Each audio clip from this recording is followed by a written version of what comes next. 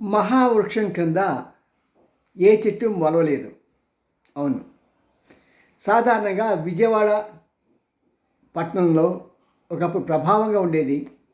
ఆ చుట్టుపక్కల ఉన్న మచిలీపట్నం కానీ, గుడివాడ కానీ, నందిగాం కానీ, నూజివీడు కానీ అలాంటి చోట ఎవరికైనా సరే ఏ చిన్న అవసరం సరే, ఏ చిన్న పని చేసి ఉన్నా సరే విజయవాడ పరిగెత్తుకుని వచ్చేసేవాళ్ళు.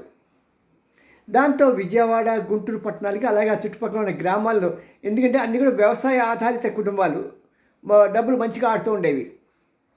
మరి అలాంటి సమయంలో ఇక్కడ గమనించాల్సింది ఏంటంటే, ఇవి చాలా ప్రభావవంతంగా, చాలా డామినెంట్గా ఉండేవి. ఇప్పుడు గత 2-3 సంవత్సరాలుగా మనం చంద్రబాబు హయాం వచ్చిన తర్వాత అమరావతి డామినేషన్ పెరిగిపోయింది. రాబోయే రోజుల్లో అమరావతి డామినేట్ చేస్తూ ఒకటి లెఫ్ట్ హ్యాండ్ విజయవాడగా, రైట్ హ్యాండ్ గుంటూరుగా ఉండి, అంటే మన హైదరాబాదులో కాచిగూడ ఒకవైపు, మలక్పేట ఒకవైపు, అలాగా వేరువేరుగా ఎలాగ ఉన్నాయో అలాగ ఒక చిన్న సబబ్స్గా మిగిలిపోతాయేమో. మరి వీటి యొక్క అస్తిత్వాన్ని కాపాడుకోవాలంటే ఏం చేయాలి అనేది ఆలోచించాలి. ఎందుకంటే ఎన్నో సంవత్సరాల చరిత్ర కలిగిన ఈ పట్టణాలు కనుమరుగైపోతాయి. అంటే సాధారణంగా ఒక మర్రి చెట్టు కింద ఏ చెట్టు పెట్టి ఎలా మొలవదో ఇవి అంతకన్నా ఇంకా ఎక్కువ ఎదగలేవు. ఎందుకంటే ఆ చంద్రబాబు విజన్ అక్కడికి ఫలించి అమరావతి పెరిగిపోయింది అనుకోండి, ఇవి రెండు కూడా మన ప్రతి పట్టణంలో కూడా ఒక ఓల్డ్ సిటీ అని ఉంటుంది.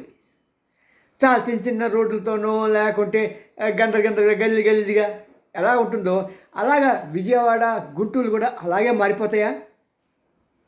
నాకు చూస్తుంటే మాత్రం అదే అనిపిస్తున్నది. రాబోయే రోజుల్లో విజయవాడ, గుంటూరు అలా తమ అస్తిత్వాన్ని కోల్పోతూ అమరావతిగానే నిలుస్తూ, ఈ లోకల్ ప్రజలకి పెద్ద అవసరాలు ఏం తీరవు.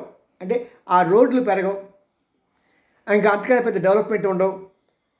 ఈ ఇళ్ళ రేట్లు, స్థలాల రేట్లు పెద్ద పెరిగలేదు, అద్దె రేట్లు పెరగడం. ఎందుకంటే అమరావతిలో అన్నీ ఏర్పాటు అవుతాయి. అమరావతి నుంచి ఇక్కడికి వచ్చి, టౌన్లోకి వచ్చి, గుంటూరుకి వచ్చి ఎవడు కొంటాడు, ఎవడు చేస్తాడు? అందరూ అక్కడ రైల్వే స్టేషన్ వస్తున్నది, ఎయిర్పోర్ట్ వస్తున్నది.